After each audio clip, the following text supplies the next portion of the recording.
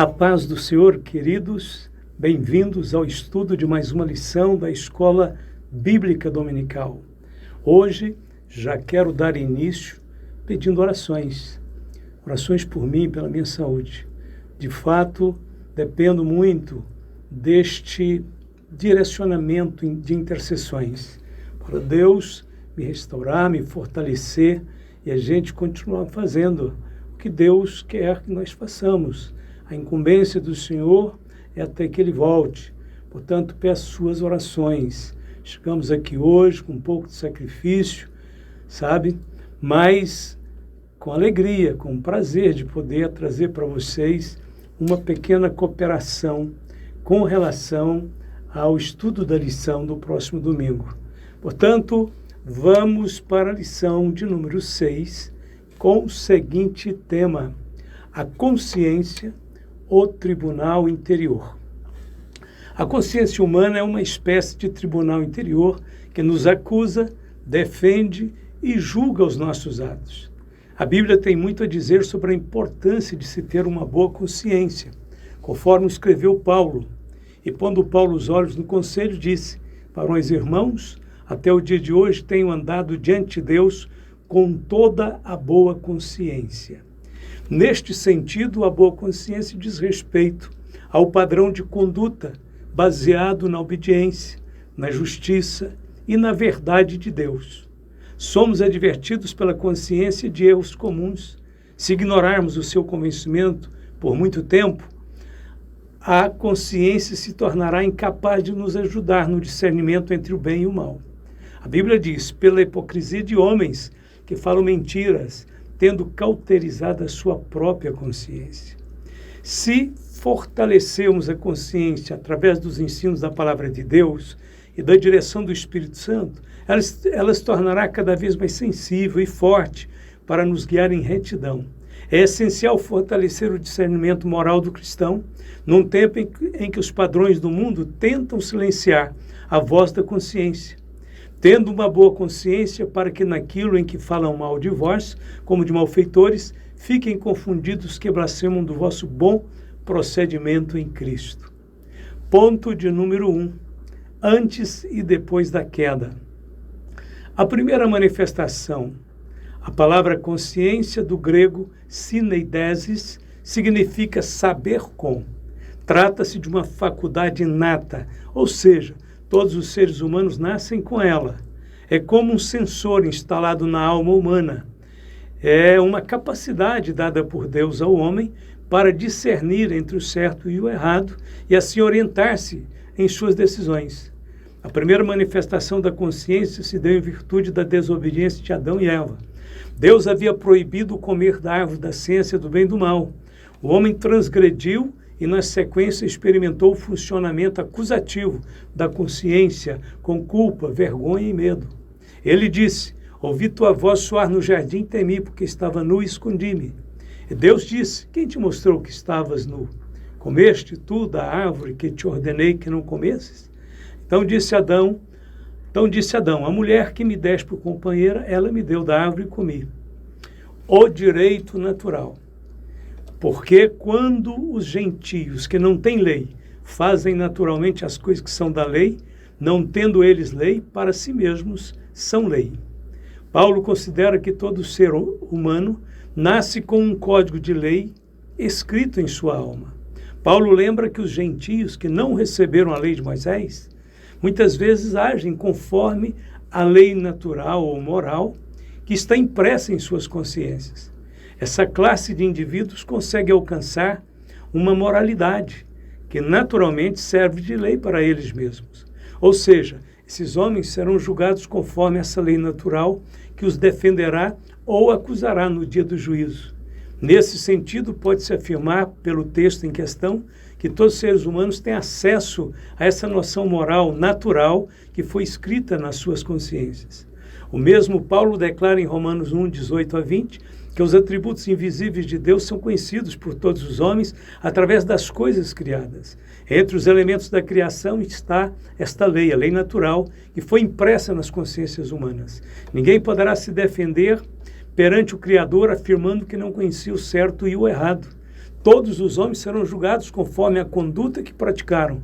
Serão acusados ou defendidos pela lei natural que conheciam, de acordo com a obediência ou a rebeldia que deram em resposta a essa lei. Paulo diz que todos são indesculpáveis. Antes que Deus escrevesse o decálogo, os homens já sabiam que matar, roubar, mentir ou adulterar era errado. Isso é visto primeiramente em Caim, que violou o direito natural tirando a vida do seu próprio irmão. Sua consciência ficou gravemente afligida com a culpa do pecado, conforme ele mesmo afirmou. Então disse Caim ao Senhor: é maior a minha maldade que a que possa ser perdoada. Eis que hoje me lanças da face da terra, da tua face me esconderei. Serei fugitivo e errante na terra, e será que todo aquele que me achar me matará? O Senhor, porém, disse-lhe: portanto, qualquer que matar a Caim 7 vezes será castigado. E pôs o Senhor um sinal em Caim, para que não o ferisse qualquer que o achasse. Ninguém poderá escapar do tribunal da consciência. Quando ela acusa, não adianta tentar se esconder. Além de oferecer um padrão de conduta, a consciência interage no homem interior, criando nele o sentimento de culpa, a fim de levá-lo à tristeza pelo pecado, como aconteceu com os irmãos de José. Então disseram uns aos outros: na verdade somos culpados acerca de nosso irmão, pois vimos a angústia de sua alma quando nos rogava. Nós, porém, não ouvimos, por isso vem sobre nós esta angústia. E Rúben respondeu-lhes dizendo: não vô-lo dizia eu, dizendo, não pequeis contra o moço? Mas não ouvistes, e vedes aqui o seu sangue também é requerido. Escrita no coração. O comentarista da lição volta ao assunto da lei natural escrita no coração, usando como texto base o escrito de Paulo em Romanos, capítulo 1, versos 14 e 15, onde ele diz: porque quando os gentios que não têm lei fazem naturalmente as coisas da lei, não tendo eles lei, para si mesmos são lei, os quais mostram a obra da lei escrita no seu coração. 500 anos antes da lei ser entregue no Monte Sinai, Deus disse: porquanto Abraão obedeceu a minha voz e guardou o meu mandado, os meus preceitos, os meus estatutos e as minhas leis. Esta referência ratifica o pensamento de que a lei moral está escrita no coração do homem antes da lei de Moisés. Antes que Deus ordenasse a Moisés que escrevesse a sua lei, outras sociedades antigas tinham seus regramentos. Os principais códigos antigos foram escritos na Mesopotâmia, o berço da humanidade. O primeiro código é o de Ur-Nammu, escrito por volta de 2070 a.C., previa várias formas de punição para crimes de assassinato, sequestro, prática de feitiçaria, etc. Entre as leis remanescentes estão: se um homem cometesse um assassinato, esse homem devia ser morto. Se um homem cometesse um roubo, ele também devia ser morto. Aí vem o segundo código, o código de Lipit Shtar, escrito por volta de 1850 a.C. Contém leis civis e penais. O código inicia invocando deuses sumérios. O corpo principal consiste em quase 50 disposições legais. O primeiro conjunto delas trata de barcos, seguem-se disposições sobre agricultura, escravos fugitivos, falso testemunha, acolhimento familiar, aprendizagem, casamento e relações sexuais, bem como bois alugados. As disposições transmitidas não contêm crimes puníveis com a morte. O terceiro código antigo é o Código de Hammurabi. É um dos principais. É um conjunto de leis escritas, criada pelo rei babilônico Hammurabi, cerca do ano 1750 a.C., na Mesopotâmia. Ele era composto, ou aliás é, porque ele ainda está, ele foi conservado, composto por 282 leis. Ele se baseia na lei de Italião, onde a punição é proporcional ao crime, olho por olho, dente por dente, e se aplicava de maneira diferente para cada classe social. Essas leis foram originalmente gravadas em uma coluna de pedra de diorito e foi encontrada em 1901. Atualmente encontra-se exposto no Museu do Louvre, em Paris. Ainda que esses códigos de leis tenham servido em seu tempo para organizar as sociedades antigas da Mesopotâmia, nenhum deles tem qualquer semelhança com a lei de Deus entregue a Moisés. A lei do Senhor é perfeita e refrigera a alma. O testemunho do Senhor é fiel e dá sabedoria aos simples. Os preceitos do Senhor são retos e alegram o coração. O mandamento do Senhor é puro e alumia os olhos. O temor do Senhor é limpo e permanece eternamente.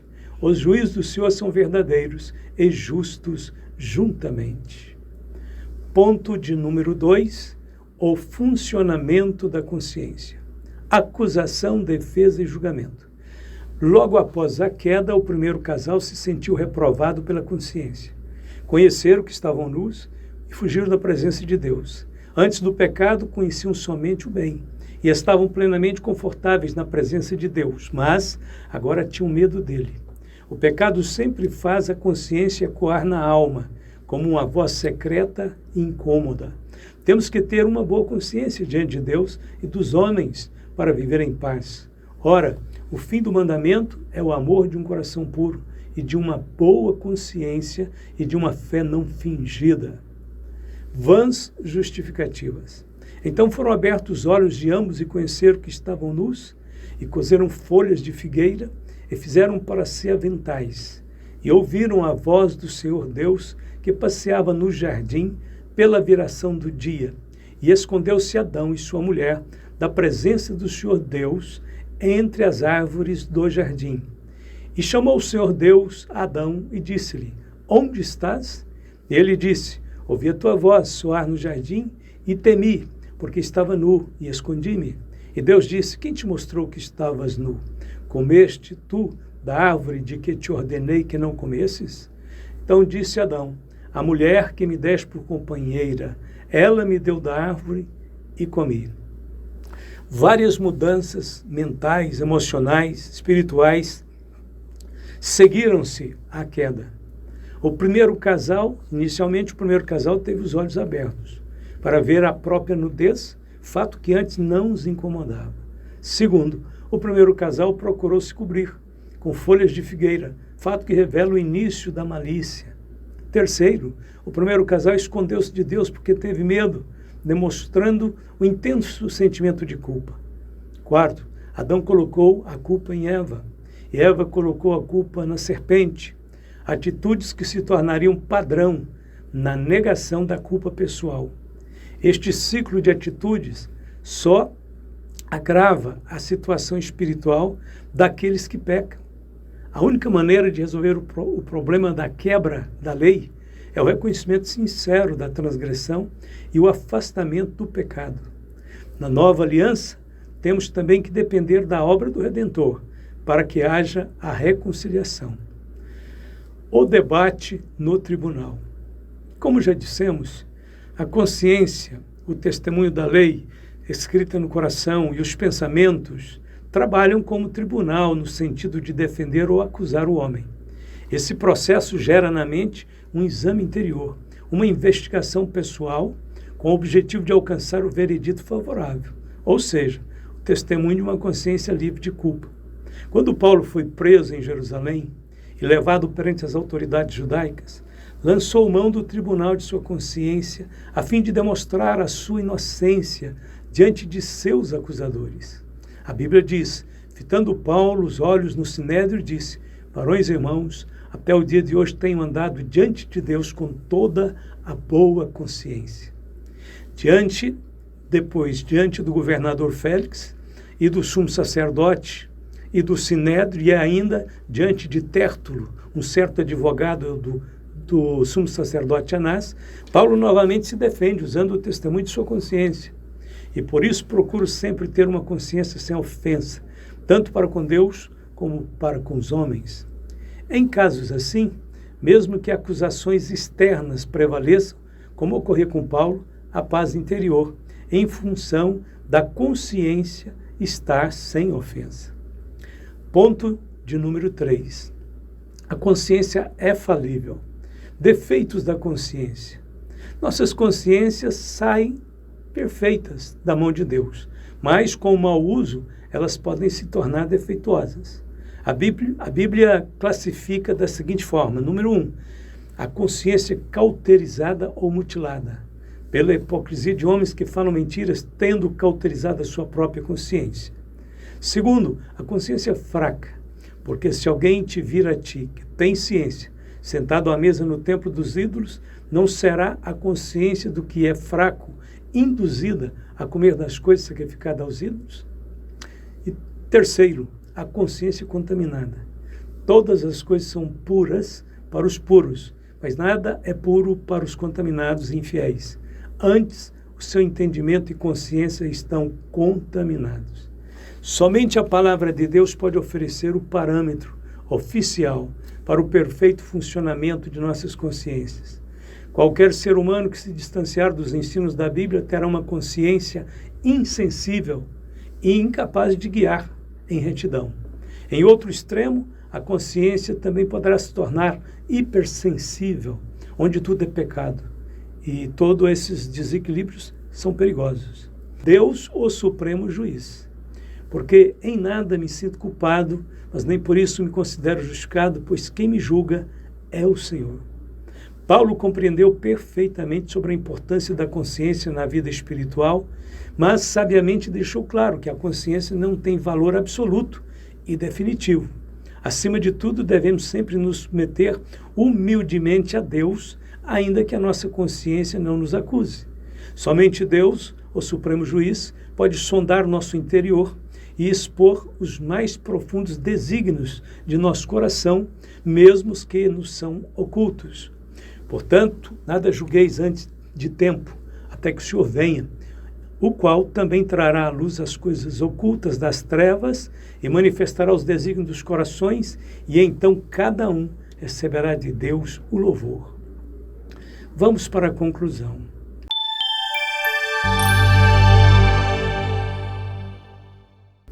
Encontramos as evidências da lei moral de Deus em todas as sociedades e gerações. Essa lei ajuda a manter a sociedade dentro dos limites da justiça, da fraternidade, da retidão. Portanto, é dever de todo ser humano zelar por uma boa consciência. É dever de todo cristão manter uma consciência pura, renovada e iluminada por meio do contínuo estudo da Bíblia, nossa infalível regra de fé e prática.